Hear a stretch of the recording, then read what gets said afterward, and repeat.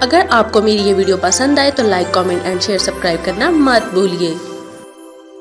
السلام علیکم دوستوں، میرا نام ہے پلوشا شین اور میں پڑھنے جا رہی ہوں آج کا ناول جس کا نام ہے ضبط گام، جسے لکھا ہے فضا عادل نے اور آپ آواز سنے ہیں پلوشا شین۔ جی تو میرا نام ہے پلوشا شین۔ اس کے 17 پارٹ مکمل ہو چکے ہیں اور 18 پارٹ میں آپ سب کو ویلکم کرتی ہوں۔ آئی ہوپ کہ آپ سب لوگوں کو یہ ناول بہت زیادہ پسند آ رہا ہوگا۔ تو چلیں شروع کرتے ہیں۔ اس رات وہ سو نہ پائی تھی۔ رات بھر کروٹیں بدلتے بدلتے بالآخر اس نے تھک کر سلیپر پیروں میں ڈالے وہ اٹھ کر باہر آ گئی۔ لان میں بیٹھی وہ مسلسل تنہا چاند کو تکتی رہی۔ یونیورسٹی سے واپس آنے کے بعد بات پہ بات خاور کی باتیں اس کے دماغ میں چھن سے گونج اٹھی تھیں۔ وہ اس کے حواسوں پر سوار ہو چکا تھا۔ وہ رات 10 بجے تک بے مقصد ٹی وی کے چینلز بدلتی رہی۔ اس کے بعد اس نے کتابیں نکالیں، ان کے صفحے پلٹتی رہی۔ پھر اس نے کتابیں ہاتھ سے سائڈ ٹیبل پر رکھ دی۔ لائٹ آف کرنے کے بعد اس نے سونے کی ناکام کوشش کی۔ کروٹ پر کروٹ بدلنے کے بعد بالآخر وہ تھک گئی اور اب وہ صحن میں بیٹھی چاند کو تک رہی تھی۔ مس مناہل، اپنے اندر اعتماد پیدا کیجیے، ورنہ یہ زمانہ آپ کو چونٹی کی طرح مسلسل رگڑ دے گا۔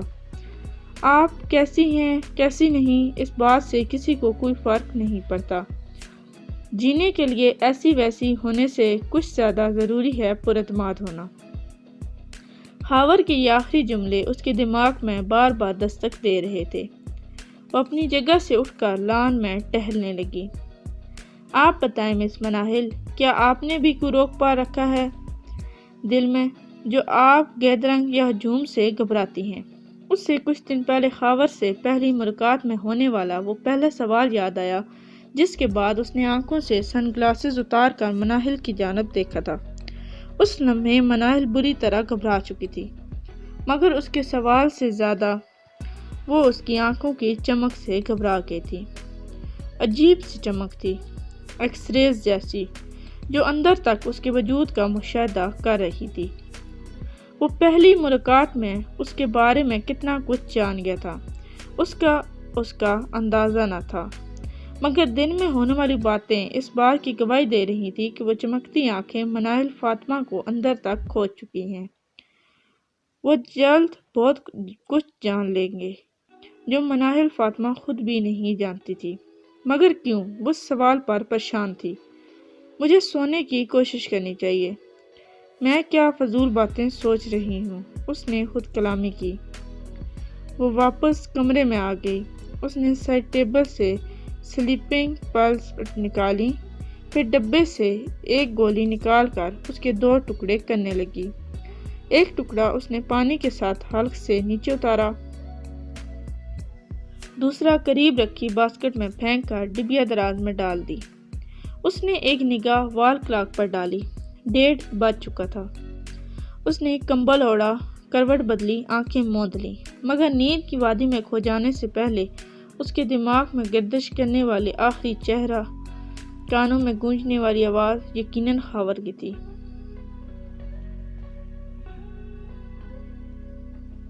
وہ دونوں ایک ساتھ یونیورسٹی آئے تھے۔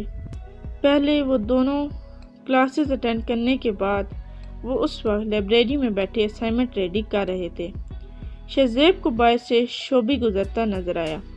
اس نے ہاتھ سے پن فائل پر رکھی۔ وہ اٹھ کھڑا ہوا۔ تم کام کرو، میں ذرا شوبی سے مل کر آتا ہوں۔ وہ کھڑا ہوتے ہوئے بولا۔ کیوں؟ اس سے مل کر کیا کرنا ہے؟ ارسلان نے پوچھا۔ یار ایک چھوٹا سا کام ہے، آ کر بتاتا ہوں، اس نے رکتے ہوئے کہا۔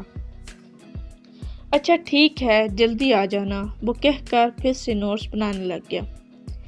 وہ لائبریری سے نکل آیا۔ کچھ آگے چل کر سیڑھیوں کے پاس اس سے شوبی کھڑا نظر آیا۔ ہمیشہ کی طرح اس کے ارد گرد لڑکے لڑکیوں کا جم غفیر لگا تھا۔ حال احوال دریافت کرنے کے بعد اس نے شوبی کو اکیلے میں بات کرنے کو کہا۔ وہ دوستوں سے ایکسکیوز کرتا وہاں سے شہزیب کے ساتھ چل پڑا۔ دونوں سیڑھیاں اتر کر نیچے لان میں آ گئے۔ ہاں بولو، کیا بات کرنی تھی تم نے؟ نیچے آ کر شوبی نے اس سے پوچھا۔ مجھے روز کے بارے میں تم سے بات کرنی ہے۔ اس نے سنجیدگی سے فوراً اصل مدعا بیان کیا، جسے سن کر شعبی کے چہرے پر ہنسی اور آئی تھی۔ یار، یونیورسٹی میں لڑکیاں کم ہیں، کسی اور کے بارے میں پوچھو، میں بتا دوں گا، بلکہ کچھ تو تیرے بارے میں بھی پوچھتی رہتی ہیں۔ تم دونوں کے آگے پیچھے بھی پھرتی رہتی ہیں۔ تم دونوں ان پر کوئی توجہ دو یار۔ یہ کیا تمہیں روز کا فوبیا ہو گیا ہے؟ اس نے ہنستے ہوئے کہا۔ نہیں، یہ بات نہیں ہے، اور میں مزاح کے موڈ میں بالکل بھی نہیں ہوں، شہزیب نے سنجیدگی سے جواب دیا۔ میں بھی مزاح کے موڈ میں نہیں ہوں، سیریس ہوں۔ وہ کچھ لمحے رکا، دوبارہ بولا۔ روز کے بارے میں اتنا مت سوچو، وہ اس ٹائپ کی لڑکی نہیں ہے۔ کس ٹائپ کی؟ وہ مختصر بولا۔ مطلب گرل فرینڈ ٹائپ کی۔ بلکہ وہ تو ایٹم ہے، ایٹم۔ کیا بات ہے یار، میری بات تو پوری سن لو، وہ اکتا کر بولا۔ اچھا کرو تم بات، البتہ میں نے صاف لفظوں میں تمہیں آگاہ کرنا تھا، کر دیا، خواہ مخواہ کی خواری ہی ہے۔ یار تم سنو گے؟ شہزیب نے دو ٹوک انداز میں کہا۔ ہاں بولو، وہ اب سنجیدہ ہوا۔ امریکہ سے نہیں ہے، وہ پاکستانی ہے نا؟ نہیں، امریکہ سے نہیں ہے، مگر مجھے کنفرم نہیں وہ کس کنٹری سے آئی تھی۔ ہو سکتا ہے پاکستانی ہو۔ کب آئی تھی؟ یہ میں نہیں جانتا، تم کیوں اتنی انویسٹیگیشن کر رہے ہو؟ مجھے لگتا ہے میں اس کو جانتا ہوں۔ تم مجھے بتا سکتے ہو وہ رہتی کہاں ہے؟ میں اس سے ملنا چاہتا ہوں۔ اس کا یہ کہنا تھا کہ شعبی زور زور سے ہنسنے لگا۔ شہزیب چپ چاپ اس کو ہنستے دیکھتا رہا۔ جب وہ چپ ہو گیا تو پھر وہ دوبارہ بولا۔ اچھا، اس کا کوئی مستقل ٹھکانہ نہیں ہے۔ ہاں، اگر تم ملنا چاہتے ہو تو ملاقات کروا سکتا ہوں۔ کیسے؟ کیا یہ پاسبل ہے؟ آف کورس، شعبی نے آنکھ ماری۔ ہمارے ہوٹل کے مینیجر کے پاس ان کے کنٹیکٹس ہوتے ہیں۔ پارٹیز وغیرہ میں ان لڑکیوں کو خاص طور پر مدعو کیا جاتا ہے، شگل میلہ وغیرہ۔ کیا وہ یہ سب کام بھی کرتی ہے؟ اس نے اس کی بات اور آنکھ کا مطلب سمجھتے ہوئے فوراً جواب پوچھا۔ آف کورس یار، کارگرز انہی کاموں کے لیے ہوتی ہیں۔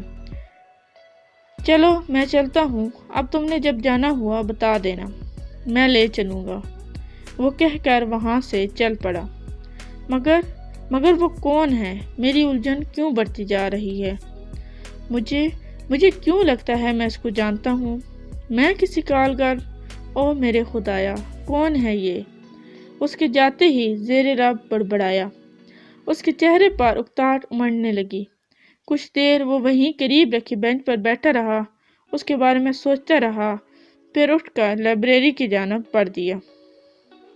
وہ دونوں کلاس اٹینڈ کرنے کے بعد باہر نکلی تو مناہل غیر ارادی طور پر خاور کو ڈھونڈنے لگی۔ بلکہ اب سے نہیں، یونیورسٹی میں صبح داخل ہونے سے لے کر اب تک وہ اس کی تلاش میں تھی۔ کیوں؟ وہ یہ خود بھی نہیں جانتی تھی۔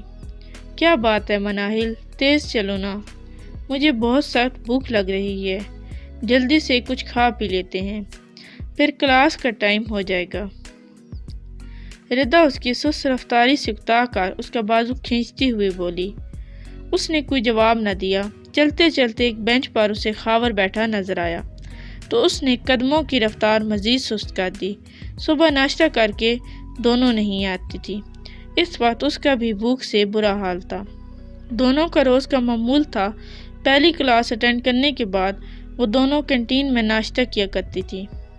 ابھی بھی وہ دونوں کینٹین کی جانب ہی جا رہی تھیں۔ ردا نے اس کو بازو سے پکڑ کر ایک بار زور سے کھینچا، وہ لڑکھڑائی، مگر اس نے خود کو سنبھال لیا۔ وہ ان سے کافی دور ایک کونے میں بنے سنگ مرمر کے بینچ پر بیٹھا تھا۔ وہ دور تھا مگر اس کی نظریں مناہل پر تھیں۔ ردا نے خاور کو نہ دیکھا تھا مگر مناہل اس کی جانب دیکھ رہی تھی۔ خاور نے بھی مناہل کو دیکھ لیا تھا۔ اس کو یوں محسوس ہو رہا تھا جیسے اس کی ایکس رے والی آنکھیں ابھی بھی اس کے وجود کے اندر تک ایکس رے کر چکی ہیں۔ وہ دونوں ٹیبل پر جا کر بیٹھ گئی تھیں۔ مناہل سامنے بیٹھی تھی مگر کافی حد تک گھبرا چکی تھی۔ خابر نے بہت اچھے سے محسوس کیا تھا، وہ مزید وہاں بیٹھ کر اسے بے ہوش نہیں کرنا چاہتا تھا، اس لیے وہاں سے اٹھ کر چلا گیا۔ مناہل اس کو جاتے ہوئے دیکھ رہی تھی۔ اب تک کے لیے اتنا ہی، ملتے ہیں نیکسٹ پارٹ میں، تب تک کے لیے اللہ حافظ۔ Please like, subscribe and share our channel and press the bell icon for more videos.